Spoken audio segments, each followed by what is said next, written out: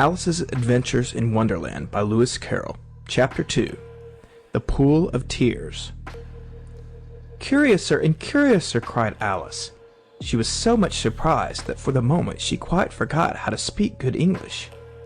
"Now I'm opening out like the largest telescope that ever was. Goodbye, feet."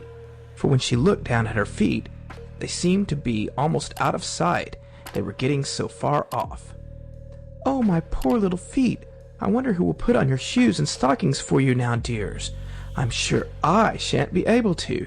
I shall be a great deal too far off to trouble myself about you.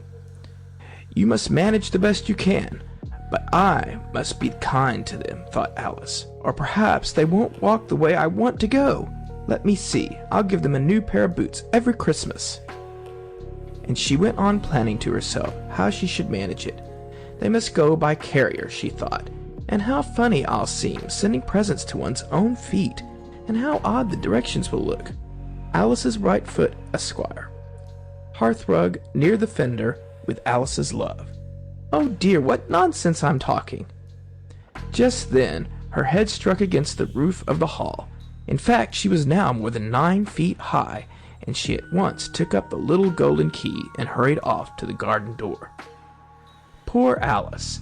It was as much as she could do, lying down on one side to look into the garden with one eye, but to get through was more hopeless than ever. She sat down and began to cry again. "You ought to be ashamed of yourself," said Alice. "A great girl like you," she might well say this, "to go on crying in this way. Stop this moment, I tell you." But she went on all the same, shedding gallons of tears, until there was a large pool all around her, about 4 inches deep, and reaching half down the hall. After a time she heard a little pattering of feet in the distance, and she hastily dried her eyes to see what was coming. It was the White Rabbit returning, splendidly dressed, with a pair of white kid gloves in one hand and a large fan in the other.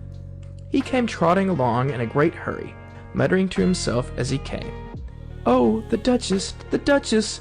Oh, won't she be savage if I've kept her waiting?"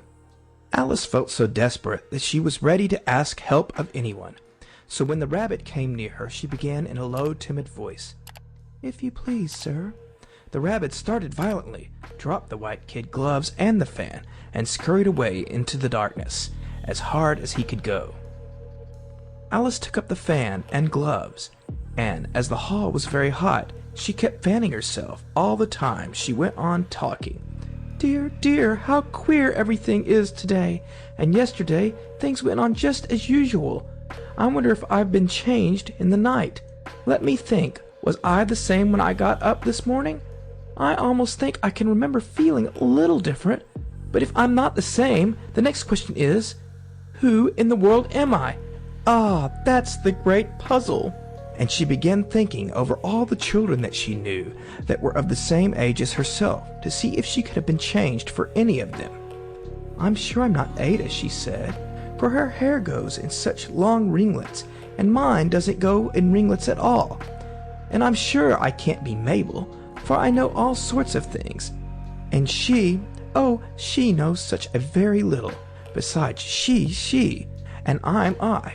And oh dear, how puzzling it all is.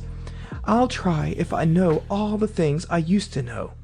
Let me see, 4 times 5 is 12, and 4 times 6 is 13, and 4 times 7 is...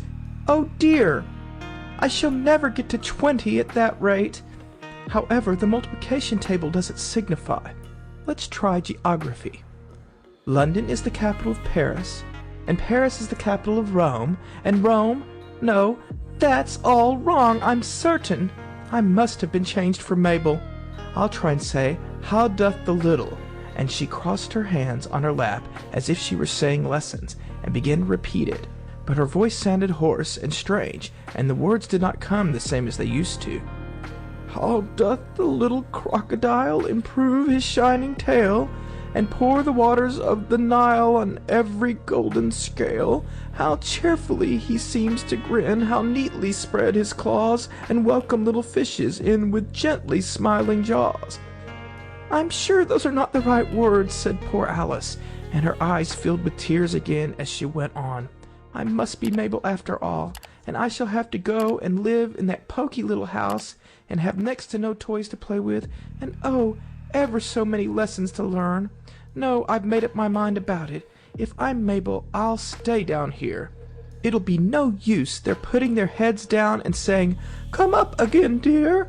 I shall only look up and say, 'Who am I then? Tell me that first, and then, if I like being that person, I'll come up. If not, I'll stay down here till I'm somebody else.'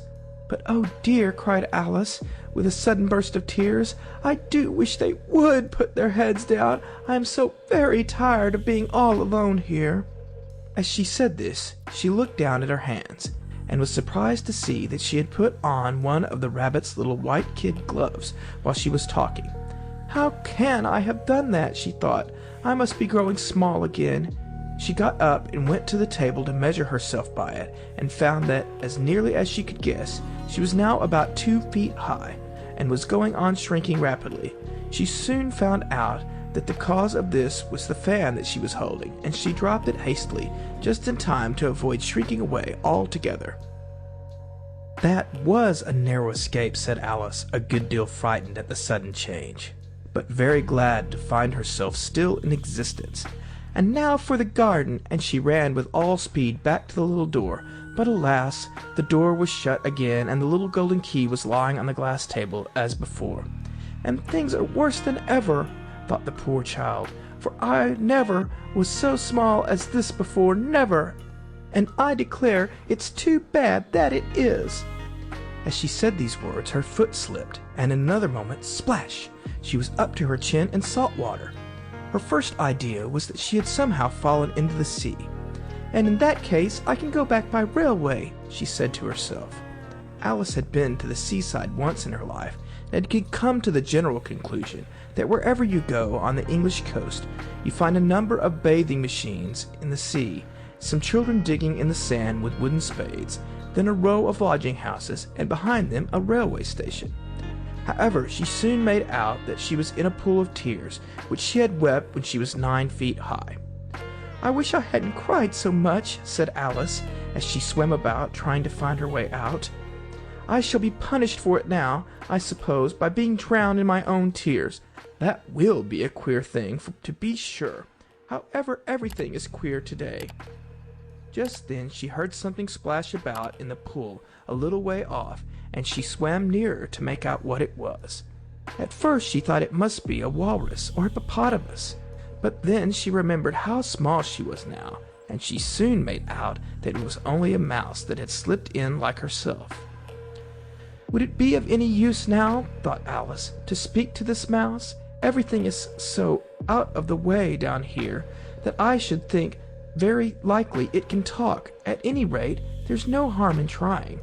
So she began, "Oh, Mouse, do you know the way out of this pool? I am very tired of swimming about here. Oh, Mouse!" Alice thought this must be the right way of speaking to a mouse. She had never done such a thing before, but she remembered having seen her brother's Latin grammar, a mouse of a mouse, to a mouse, oh mouse. The mouse looked at her rather inquisitively, and seemed to her to wink with one of its little eyes, but it said nothing. "Perhaps it doesn't understand English," thought Alice. "I dare say it's a French mouse, come over with William the Conqueror." With all her knowledge of history, Alice had no clear notion how long ago anything had happened. So she began again, "Où est mon chat?" which was the first sentence in her French lesson book. The mouse gave a sudden leap out of the water and seemed to quiver all over with fright. "Oh, I beg your pardon," cried Alice hastily, afraid that she had hurt the poor animal's feelings. "I quite forgot you don't like cats."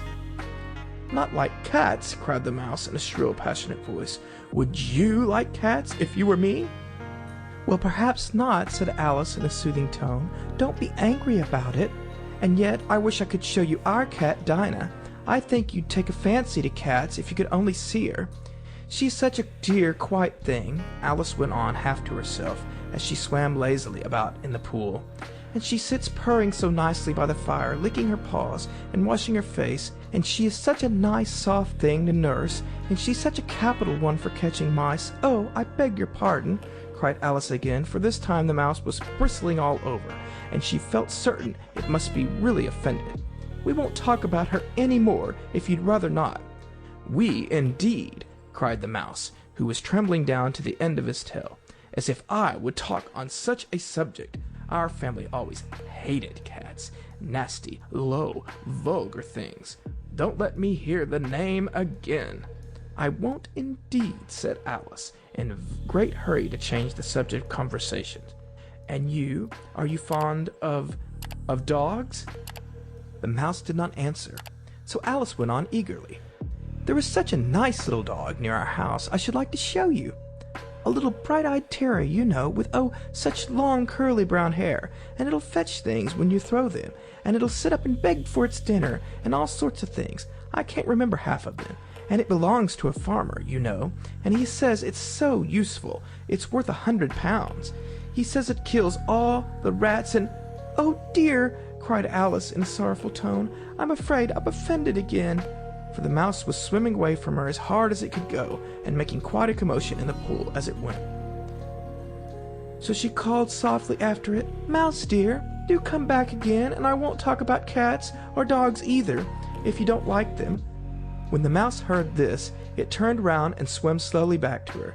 Its face was quite pale, with passion, Alice thought, and it said in a low, trembling voice, Let us get to the shore, and then I'll tell you my history, and you'll understand why it is that I hate cats and dogs. It was high time to go, for the pool was getting quite crowded with birds and animals that had fallen into it. There was a duck and a dodo, a lory and an eaglet, and several other curious creatures. Alice led the way, and the whole party swam.